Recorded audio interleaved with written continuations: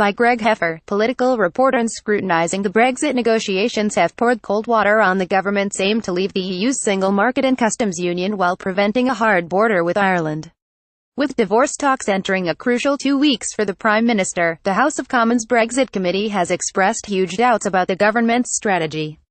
In a new report, although not backed unanimously by the committee's members, MPs warned they do not currently see how it will be possible to avoid a customs border on the island of Ireland if the government pushes ahead with its aim to leave the single market and customs union.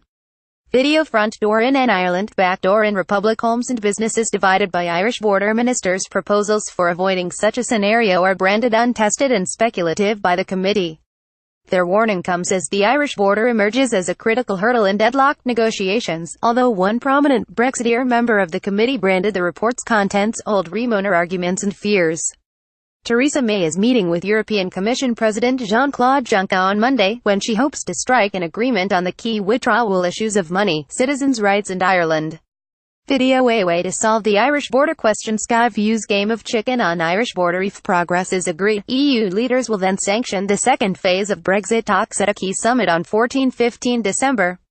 But Ireland has recently demanded a written guarantee there will be no hard border before agreeing negotiations can move on to transition arrangements and trade talks, causing an extra headache for the Prime Minister. Video a way to solve the Irish border question. The Brexit Committee also pushed the government for greater clarity on other areas of the UK's departure. They are calling for both the EU and the government to ensure an agreement on citizens' rights is ring-fenced when reached, so that it is preserved even if no overall divorce deal is agreed. And the MPs want ministers to publish a white paper on its proposed transition period as soon as possible after this month's summit, as well as specific details of what the government hopes for in a long-term EU-UK trade deal. The report also deems it unacceptable for Parliament to hold a promised vote on the final Brexit deal after the UK has already left the EU, a possibility Brexit Secretary David Davis raised in his evidence to the committee earlier this year. Image. David Davis will appear before the MPs next week. Speaking to Sky News, the committee's chair, Labour MP Hilary Benn, said the point the committee makes is that even on the government's own admission, it describes some of its proposals as untested. And what we're saying is, we need to see, everybody needs to see that you can actually do this in practice so there is no hard border and no infrastructure, which is really important. Because at the moment we don't see how that is possible, given that the government has also decided to leave the customs union and the single market. That's why the problem arises in the first place, not the fact we're leaving the EU. Mr. Benn also called for the government to put flesh on the bone over their plans for a post-Brexit trade deal with the EU, so Parliament, the public and, crucially, the people with whom the UK is negotiating can understand what it is the UK government wants.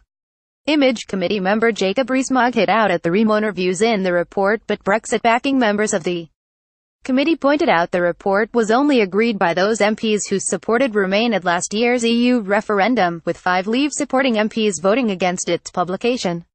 One of those, Conservative backbencher Jacob Rees-Mogg, told Sky News the report was carried entirely by the votes of members who wanted to remain in the EU. Inevitably it has wheeled out all the old Remainer arguments and fears.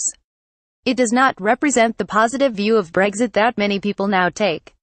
The committee also revealed Mr. Davis will be appearing in front of them again next Wednesday, after this week's delivery to them of the government's sectoral analyses of Brexit's impact on the UK economy. The release was dogged by controversy, with Mr. Davis accused of treating Parliament with contempt after he refused to hand over unredacted versions of the papers.